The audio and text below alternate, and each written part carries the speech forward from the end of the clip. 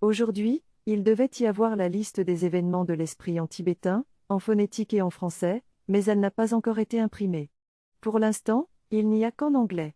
On étudie l'entrée vers l'état de Pandi, le premier chapitre expose les 10 modes d'être, dont le premier est celui des agrégats. On a vu l'agrégat de forme, de sensation, de distinction, et on est en train de voir l'agrégat de conditionnement.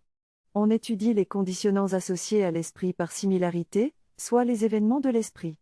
On a vu les événements de l'esprit omniprésent, les 5 qui déterminent un objet spécifique et les 11 événements de l'esprit vertueux.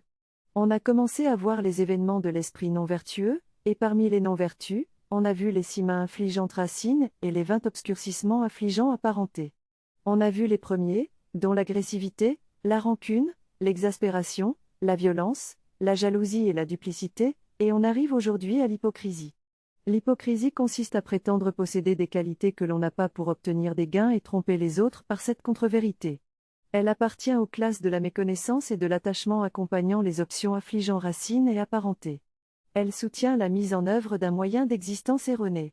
Utiliser l'hypocrisie pour gagner de quoi payer son logement, sa nourriture, ses vêtements est considéré comme un moyen erroné de gagner sa vie selon le bouddhisme. On peut observer ce type de comportement dans certaines communautés bouddhistes et plus généralement dans le monde entier.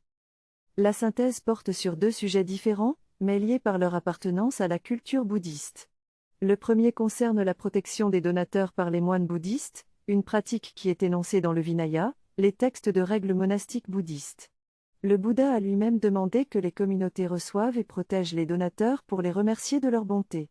Une anecdote est racontée pour illustrer ce point, dans laquelle les moines ont été négligents dans leur devoir de protection des donateurs, ce qui a conduit le Bouddha à établir un nouveau précepte pour s'engager à protéger les donateurs et leurs biens.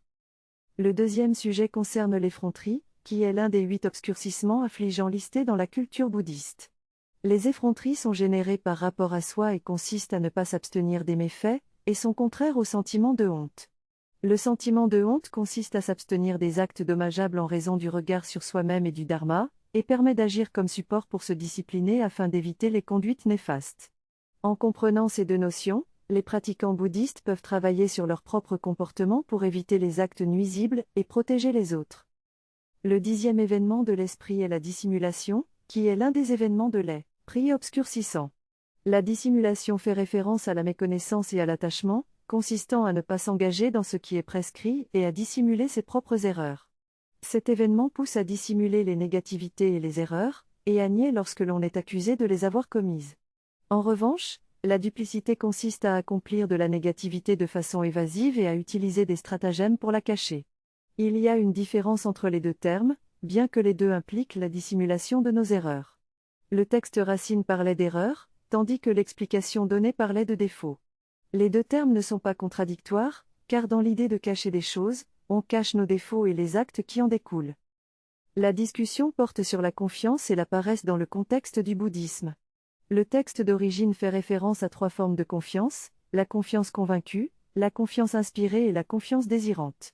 La confiance convaincue est fondée sur la connaissance et est acquise par l'écoute des enseignements, la réflexion et l'utilisation d'arguments et de raisonnements. La confiance inspirée est inspirée par les qualités des 3 joyaux. La confiance désirante est liée à la connaissance de l'état éveillé de Bouddha et à la volonté de l'atteindre. La méfiance est l'opposé de ces 3 types de confiance et est liée à l'absence d'intérêt pour ce qui est authentique et vertueux. En ce qui concerne la paresse, il y a 3 formes, la paresse défaitiste, la paresse de l'attachement aux actions néfastes et la paresse de l'indolence.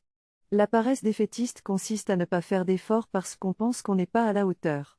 La paresse de l'attachement aux actions néfastes consiste à s'engager mollement dans des actions vertueuses à cause d'une attirance vers des actions néfastes. Enfin, la paresse de l'indolence consiste à ne pas s'enthousiasmer pour ce qui est vertueux et à s'y engager mollement à cause d'une attirance vers des actions néfastes. La persévérance est l'opposé de la paresse et permet de progresser dans la pratique du bouddhisme. Cette transcription semble être issue d'une séance de méditation sur la colère et l'oubli, où la personne qui médite explique comment la colère peut conduire à l'agressivité et à l'oubli de la vertu, et comment cela peut affecter l'esprit et la pratique de la méditation. La personne décrit ensuite l'oubli comme une souvenance confuse et l'opposé de la souvenance, qui est le support d'un esprit distrait. Enfin, elle parle de la non-vigilance comme étant le fait de s'engager dans la conduite du corps, de la parole et de l'esprit sans réfléchir, et qui peut conduire à des chutes. La personne utilise des exemples pour illustrer ses propos.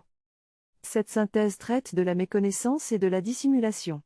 La méconnaissance consiste à ne pas connaître les 4 vérités des êtres nobles et les 3 joyaux, ainsi que la relation entre les sa, us et les effets. La dissimulation, quant à elle, appartient aux classes de la méconnaissance et de l'attachement. La question est de savoir si la dissimulation est faite avec conscience ou non, mais il est difficile de répondre à cela sans plus de contexte. Être conscient des choses peut être vrai, mais cela ne signifie pas nécessairement qu'on est conscient de dissimuler.